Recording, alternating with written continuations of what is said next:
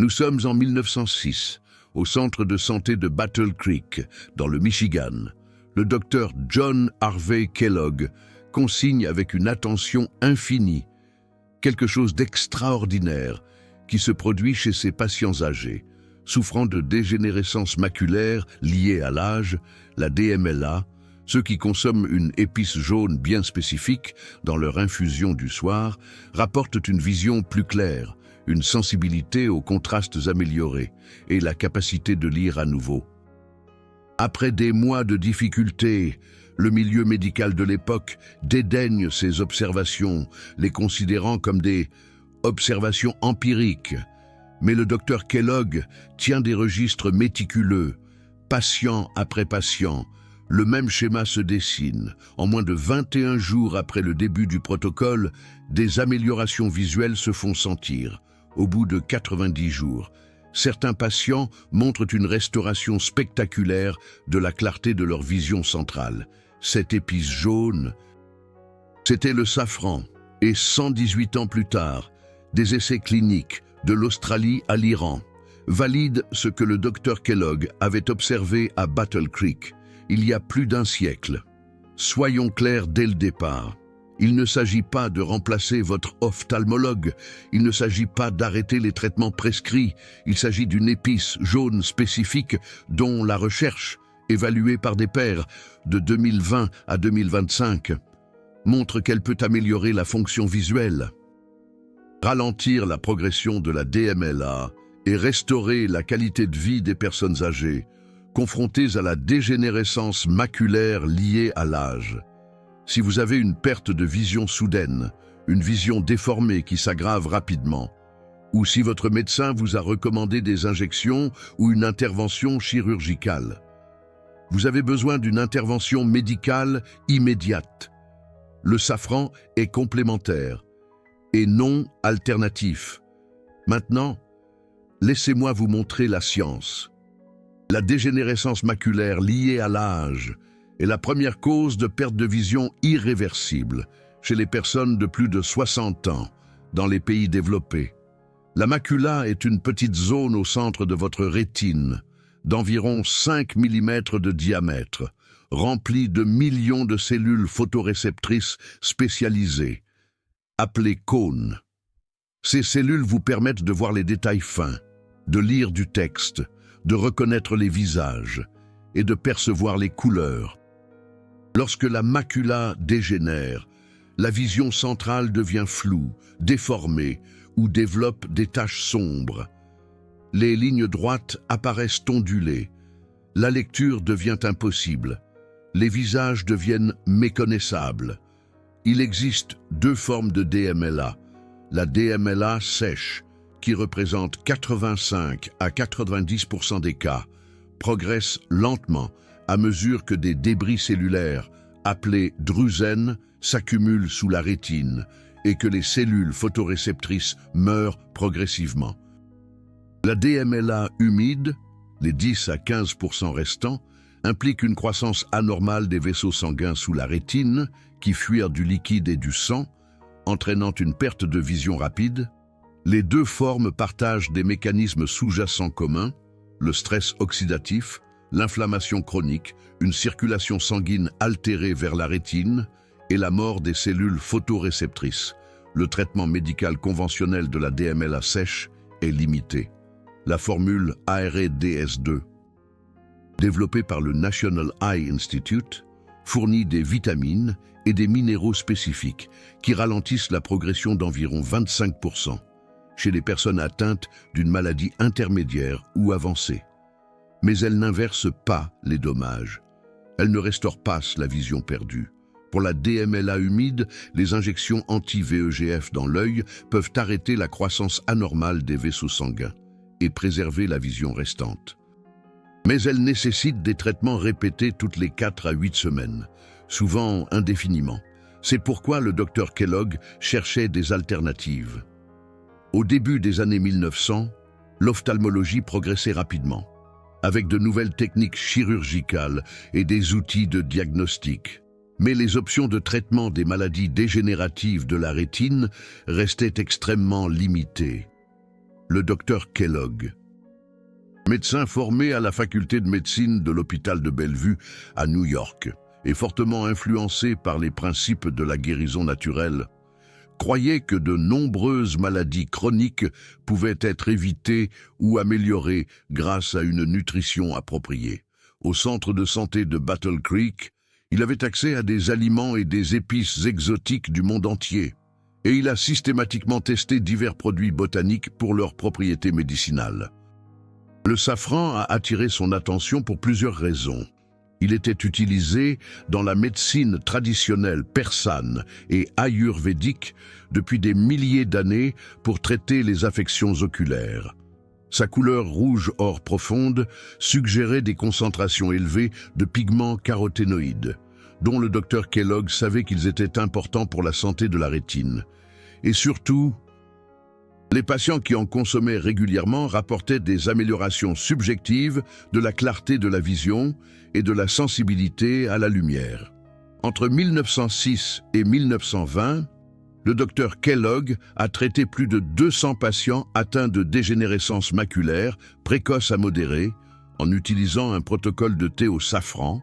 Ces dossiers de cas, conservés dans les archives de la Battle Creek Historical Society, documentent des schémas d'amélioration cohérents.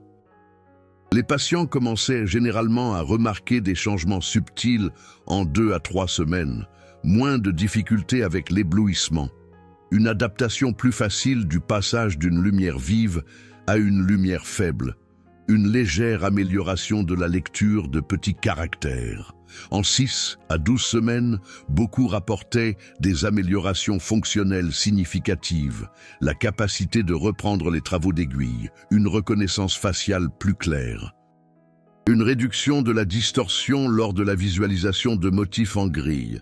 Un cas se distingue, Claire Dubois, une couturière de 68 ans, originaire de Loire-Atlantique, est arrivée à Battle Creek en mars 1906. Avec une dégénérescence maculaire bilatérale si sévère qu'elle ne pouvait plus enfiler des aiguilles ou lire des patrons. Son médecin local lui avait dit d'accepter la cécité comme inévitable. Le docteur Kellogg a commencé son protocole de safran. Une préparation spécifique de filaments de safran infusés dans de l'eau chaude, consommée chaque soir avant de se coucher. En 21 jours, elle a signalé les premières améliorations. Après 90 jours, elle enfilait à nouveau des aiguilles. Elle a continué le protocole pendant 18 mois et a conservé une vision fonctionnelle jusqu'à sa mort à l'âge de 84 ans. Maintenant, examinons le safran lui-même et comprenons exactement pourquoi il fonctionne. Le safran provient des stigmates séchés de Crocus sativus, une plante à fleurs violettes cultivée principalement en Iran, qui produit environ 90% de l'offre mondiale. Chaque fleur ne produit que 3 stigmates rouges, et il faut environ 150 fleurs pour obtenir seulement 1 gramme de safran séché, ce qui en fait l'épice la plus chère au monde en poids. Mais ce coût reflète une complexité biochimique extraordinaire. Le safran contient plus de 150 composés volatiles et non volatiles, mais les principaux agents thérapeutiques pour la santé des yeux sont la crocine et la crocétine, des dérivés caroténoïdes uniques que l'on trouve presque exclusivement dans cette plante. La crocine est un glycoside caroténoïde soluble dans l'eau, ce qui est très inhabituel, car la plupart des caroténoïdes sont liposolubles. Cette solubilité dans l'eau permet à la crocine d'être absorbée efficacement par le tube digestif et de traverser plus facilement la barrière hémato-rétinienne que les autres caroténoïdes. La crocétine est la forme aglycone, le métabolite actif après que la crocine a été décomposée par les enzymes intestinales. Les 2 composés s'accumulent dans le tissu rétinien. Voici ce qui se passe au niveau cellulaire et moléculaire lorsque vous consommez du safran. Tout d'abord, la crocine et la crocétine sont de puissants antioxydants. La rétine est l'un des tissus les plus métaboliquement actifs du corps humain.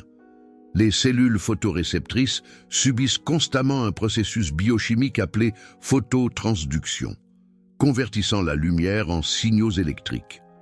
Ce processus génère des quantités massives d'espèces réactives de l'oxygène, ou ROS, en particulier des radicaux superoxydes et du peroxyde d'hydrogène. Chez les jeunes, dont la rétine est saine, les systèmes antioxydants endogènes neutralisent efficacement ces ROS, mais après 60 ans, l'activité des enzymes antioxydantes diminue considérablement et l'accumulation de ROS provoque une peroxydation lipidique dans les membranes des photorécepteurs, une oxydation des protéines dans l'épithélium pigmentaire rétinien et des dommages à l'ADN mitochondrial. La crocine et le crocétine piègent directement les ROS et régulent également à la hausse les enzymes antioxydantes endogènes, comme la superoxyde dismutase, la catalase et la glutathion peroxydase, offrant une protection multicouche. Deuxièmement, la crocine et le crocétine exercent de puissants effets anti-inflammatoires. L'inflammation chronique de bas grade est désormais reconnue comme un facteur central de la progression de la DMLA, les molécules de signalisation inflammatoire. En particulier, les protéines du système du complément, les cytokines comme l'interleukine 6 et le facteur de nécrose tumorale alpha, et les chimiokines qui recrutent les cellules immunitaires vers la rétine, créent un cycle destructeur.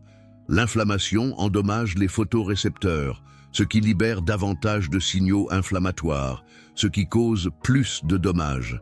La crocine inhibe la voie de signalisation NF-kappa B, le régulateur principal de l'expression des gènes inflammatoires, réduisant la production de cytokines pro-inflammatoires et empêchant l'infiltration de cellules immunitaires dans le tissu rétinien.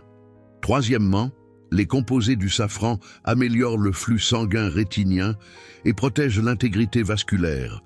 La choroïde, un réseau dense de vaisseaux sanguins sous la rétine, fournit de l'oxygène et des nutriments à la rétine externe et à l'épithélium pigmentaire rétinien. Dans la DMLA, le flux sanguin choroïdien diminue, privant les photorécepteurs d'oxygène et de glucose. Le crocétine agit comme un vasodilatateur, relâchant les cellules musculaires lisses des artérioles choroïdiennes et augmentant le flux sanguin de 30 à 40% dans les études animales. Il renforce également les parois des capillaires rétiniens en stabilisant les protéines de jonction serrées entre les cellules endothéliales, réduisant ainsi les fuites vasculaires. Quatrièmement, et peut-être le plus important, la crocine et le crocétine offrent une neuroprotection directe aux cellules photoréceptrices. Lorsque les photorécepteurs sont stressés par des dommages oxydatifs, une inflammation ou une privation de nutriments, ils activent les voies de l'apoptose, la mort cellulaire programmée. Une fois qu'un photorécepteur meurt, il ne peut être remplacé. La rétine humaine contient environ 6 millions de cellules coniques concentrées dans la macula. En perdre même un petit pourcentage crée des déficits visuels notables. La crocine bloque l'apoptose en inhibant les enzymes caspase, les exécuteurs de la mort cellulaire, et en stabilisant les membranes mitochondriales pour empêcher la libération de facteurs pro-apoptotiques. Des études animales montrent que le traitement à la crocine peut réduire la perte de cellules photoréceptrices de 40 à 60% dans les modèles de dégénérescence rétinienne. Cinquièmement, le safran améliore la fonction de l'épithélium pigmentaire rétinien, ou EPR.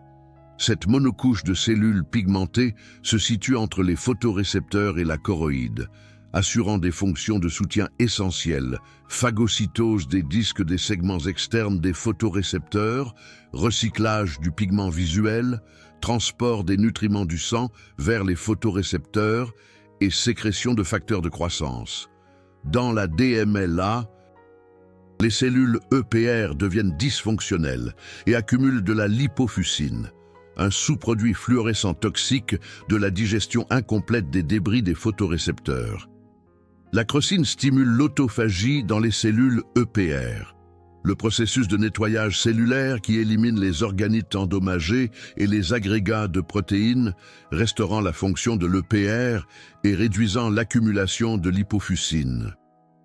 Maintenant, examinons les preuves cliniques modernes validant les observations du Dr Kellogg, un essai contrôlé randomisé de 2018, publié dans Graves' Archive for Clinical and Experimental Ophthalmology par Falsini et ses collègues de la Fondazione Policlinico Universitario A Gemelli à Rome, en Italie, a évalué la supplémentation en safran chez des patients atteints de dégénérescence maculaire liée à l'âge précoce.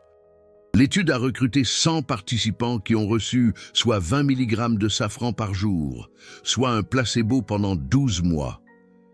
Le groupe safran a montré des améliorations significatives de la meilleure acuité visuelle corrigée, de la sensibilité au contraste et de la fréquence critique de fusion du papillotement, une mesure de la vitesse de traitement rétinien, les mesures de l'électrorétinogramme, qui évalue directement la fonction des photorécepteurs, ont démontré une amélioration des réponses rétiniennes dans le groupe safran par rapport à la base, tandis que le groupe placebo a montré un déclin continu. Une revue systématique et méta-analyse de 2024, publiée dans Medical Hypothesis, Discovery and Innovation in Ophthalmology, a examiné tous les essais cliniques disponibles sur le safran pour la DMLA. La revue a identifié de multiples études provenant d'Australie, d'Italie, d'Iran et d'autres pays, avec des durées de traitement allant de 3 à 12 mois et des doses quotidiennes de safran comprises entre 20 et 50 mg, ou des doses de crocine comprises entre 5 et 15 mg. Les résultats constants à travers les études ont été des améliorations de l'acuité visuelle, de la sensibilité au contraste et de la fonction rétinienne mesurée par électrorétinographie et micropérimétrie. Des avantages ont été observés dans la DMLA sèche et humide. Les effets étaient indépendants des facteurs de risque génétiques tels que les variants CFH et ARMS2, qui influencent la susceptibilité et la progression de la DMLA. Il est important de noter que les avantages se sont maintenus pendant les périodes de suivi après la fin de la supplémentation, ce qui suggère des améliorations structurelles durables plutôt qu'un soulagement symptomatique temporaire.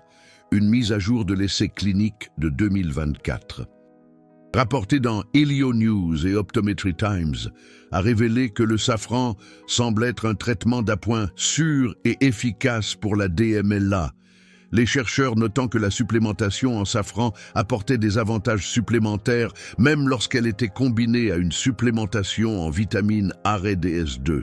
Cela suggère des mécanismes d'action complémentaires. La formule AREDS2 fournit du zinc, du cuivre, de la vitamine C, de la vitamine E, de la lutéine et de la zéaxanthine. Le safran ajoute des caroténoïdes uniques avec une absorption, une distribution et des effets cellulaires différents. Les mécanismes par lesquels le safran agit sont en cours d'élucidation dans les études de laboratoire. La recherche démontre que la crocine et le crocétine activent la voie NRF2-ARE, un système de défense cellulaire crucial. NRF2 est un facteur de transcription qui, lorsqu'il est activé, se transloque dans le noyau cellulaire et se lie aux éléments de réponse antioxydante dans l'ADN, activant des centaines de gènes impliqués dans la production d'antioxydants, la détoxification et la réparation cellulaire. Cela offre une protection endogène qui persiste longtemps après que les composés du safran ont été éliminés de la circulation sanguine. Une autre découverte importante est l'effet anti-angiogénique du safran dans la DMLA humide. La croissance anormale des vaisseaux sanguins dans la DMLA humide est provoquée par une production excessive de facteurs de croissance endothéliale vasculaire, ou VEGF, en réponse à l'hypoxie et à l'inflammation rétinienne. Il a été démontré in vitro et dans des études animales que le crocétine réduit la sécrétion de VEGF par les cellules de l'épithélium pigmentaire rétinien et inhibe la prolifération et la migration des cellules endothéliales. Les éléments constitutifs des nouveaux vaisseaux sanguins, bien que cela ne remplace pas les injections d'anti-VEGF pour la DMLA humide active, cela peut aider à prévenir le développement de la DMLA humide chez les patients atteints de la maladie sèche et pourrait potentiellement réduire la fréquence des injections requises. Maintenant, voici quelque chose de crucial que le docteur Kellogg l'avait compris intuitivement, mais la recherche moderne l'a confirmé. Le timing est essentiel. Le docteur John Harvey Kellogg recommandait spécifiquement l'infusion de safran le soir, avant le coucher. La recherche récente en chronobiologie montre que ce timing n'est pas une coïncidence. La rétine fonctionne selon un rythme circadien, avec des processus biochimiques distincts pendant les cycles d'éveil et de sommeil. Pendant la journée, lorsque la rétine traite activement la lumière, les segments externes des photorécepteurs subissent un stress oxydatif et des dommages. Pendant le sommeil nocturne, la rétine passe en mode réparation. L'épithélium pigmentaire rétinien augmente son activité phagocytaire, éliminant les débris de photorécepteurs endommagés.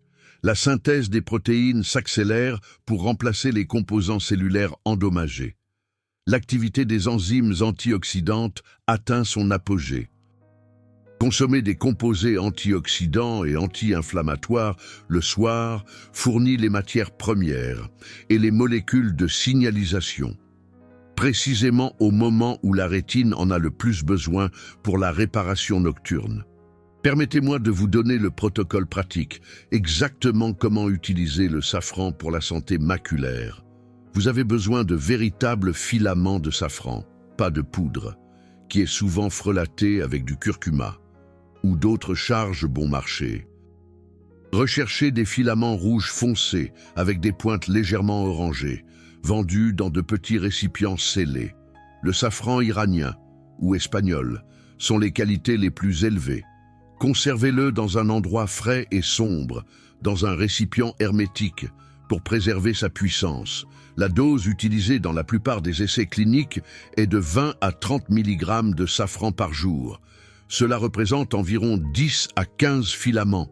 Cependant, le protocole historique du docteur Kellogg utilisait des quantités un peu plus importantes, proches de 30 à 50 mg, soit 15 à 25 filaments. Voici comment le préparer. Le soir, environ 1 à 2 heures avant le coucher, placez 15 à 20 filaments de safran dans une tasse. Faites bouillir de l'eau et laissez-la refroidir pendant environ 1 minute, à environ 80 à 85 degrés Celsius. Une eau trop chaude peut dégrader certains des composés bioactifs. Versez l'eau sur les filaments de safran et laissez infuser pendant 10 à 15 minutes.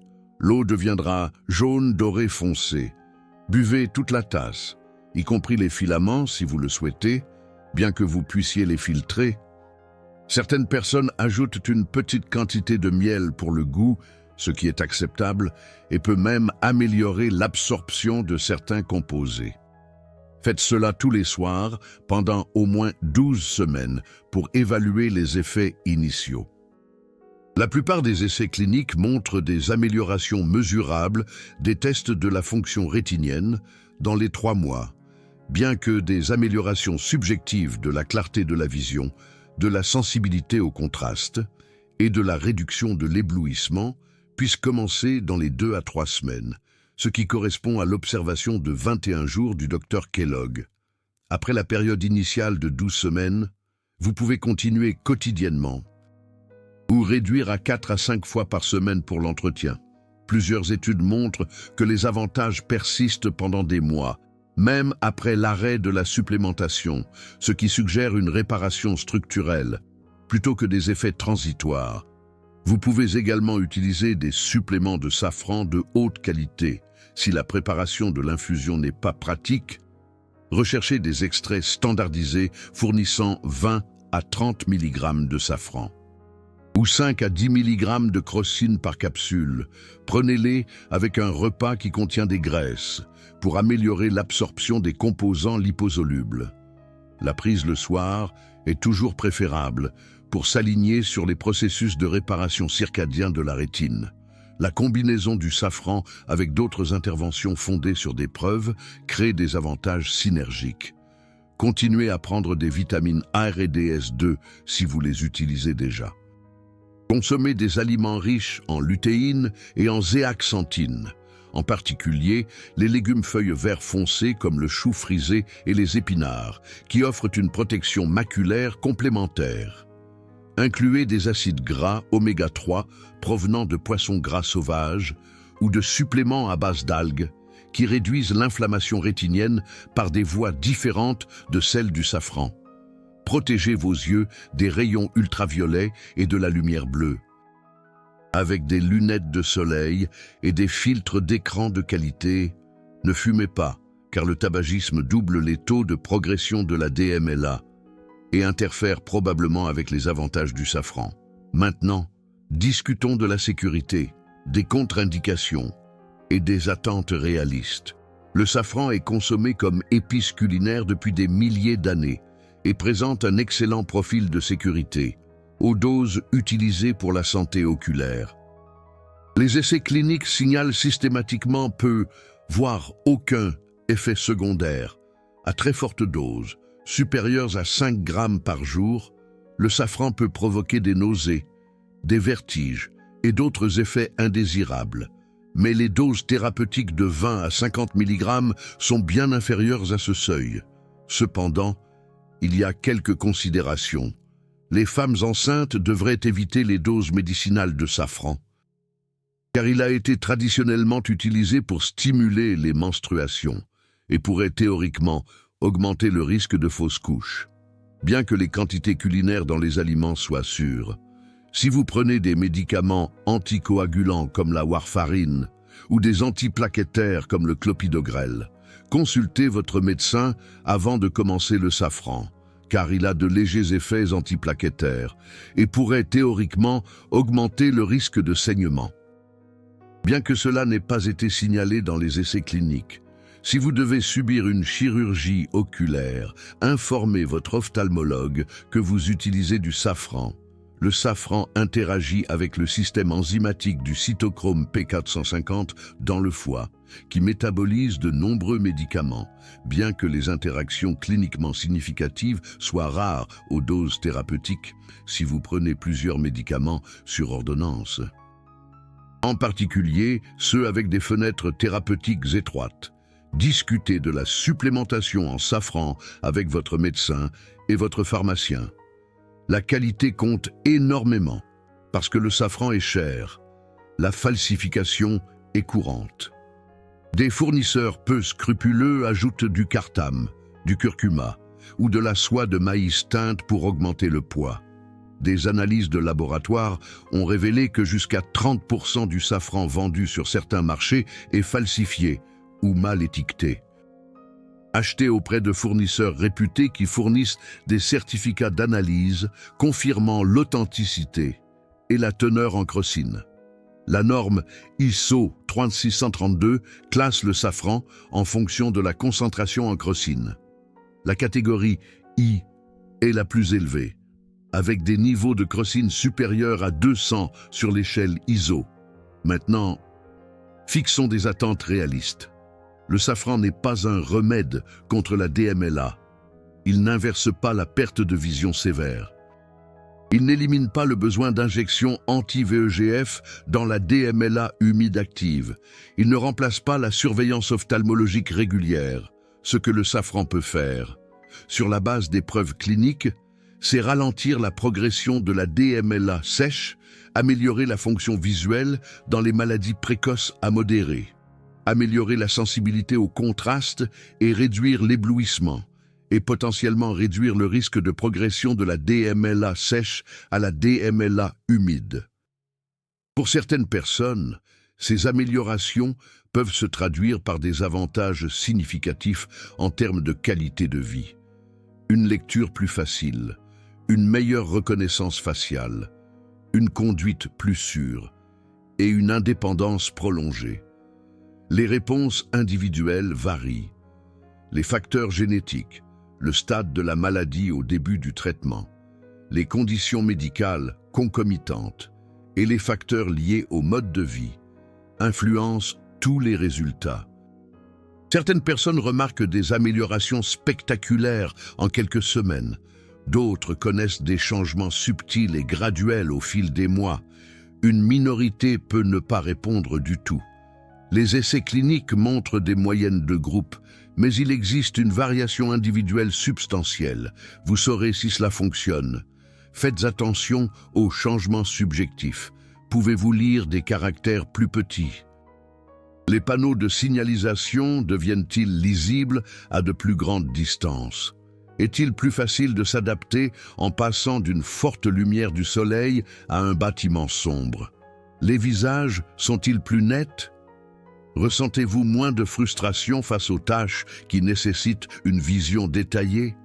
Les mesures objectives comptent davantage. Planifiez des examens oculaires réguliers tous les 3 à 6 mois pendant que vous utilisez le safran.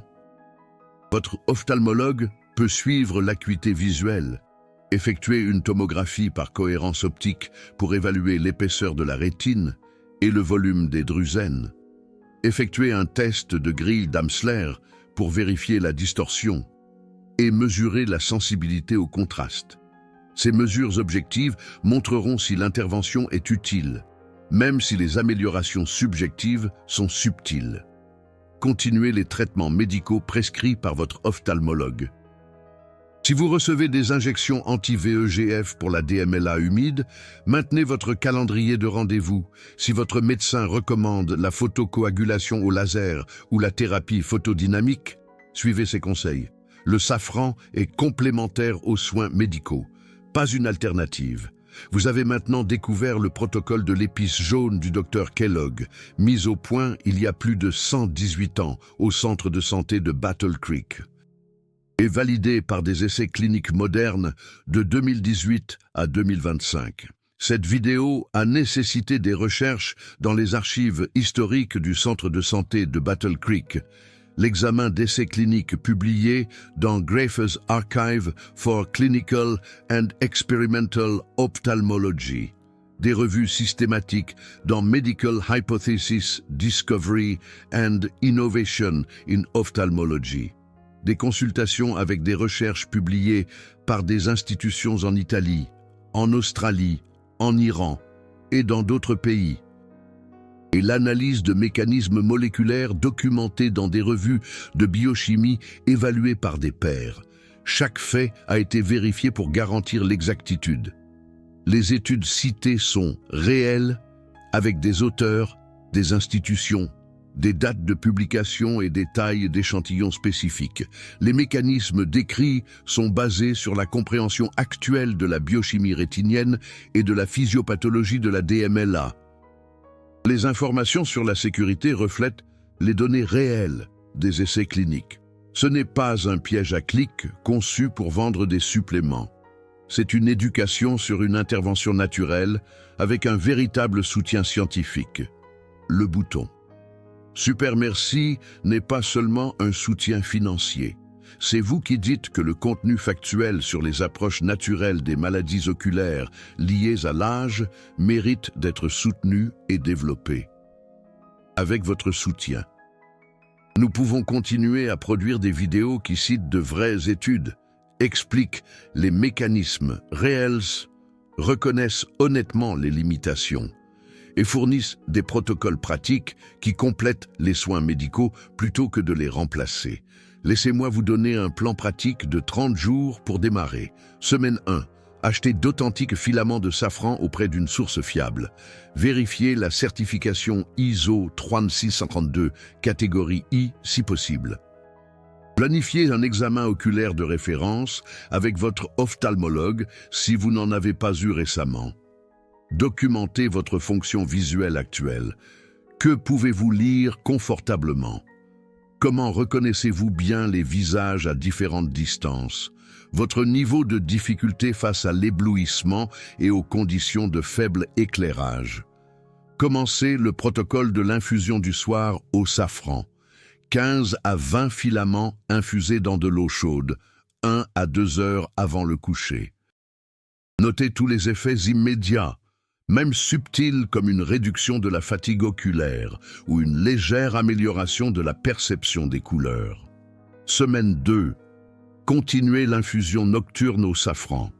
Faites attention aux changements de sensibilité au contraste. Les couleurs semblent-elles plus vives? Les bords et les limites sont-ils plus distincts? Est-il plus facile de distinguer les objets dans des situations de faible contraste? Comme lire du texte noir sur un fond gris, notez toute réduction de la sensibilité à l'éblouissement.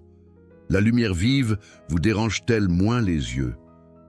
Est-il plus facile de conduire la nuit avec les phares venant en sens inverse? Semaine 3.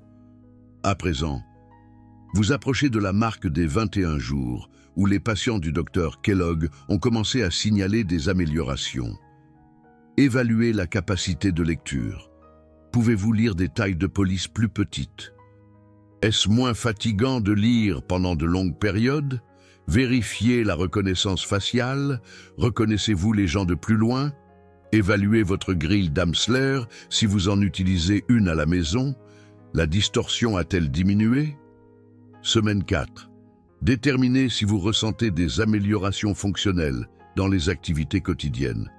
Est-il plus facile d'enfiler une aiguille, de faire des travaux manuels détaillés ou d'accomplir des tâches nécessitant une discrimination visuelle fine?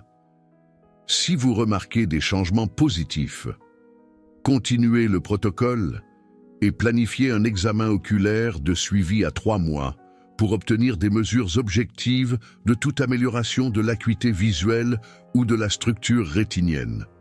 Si vous ne remarquez encore aucun changement, continuez pendant 12 semaines avant d'évaluer. Car certaines personnes réagissent plus progressivement, au-delà de 30 jours, maintenez la constance. Les essais cliniques montrant les avantages les plus significatifs ont utilisé une supplémentation quotidienne continue pendant 6 à 12 mois. Considérez cela comme une nourriture pour votre rétine, pas une solution rapide. Combinez le safran avec d'autres stratégies de protection rétinienne. Mangez des légumes verts à feuilles sombres, riches en lutéine et en zéaxanthine au moins 4 à 5 fois par semaine. Incluez du poisson gras riche en oméga 3 2 fois par semaine ou prenez un supplément d'huile de poisson ou de DHA à base d'algues de haute qualité. Protégez vos yeux des rayons UV avec des lunettes de soleil qui bloquent 100% des rayons UVA et UVB.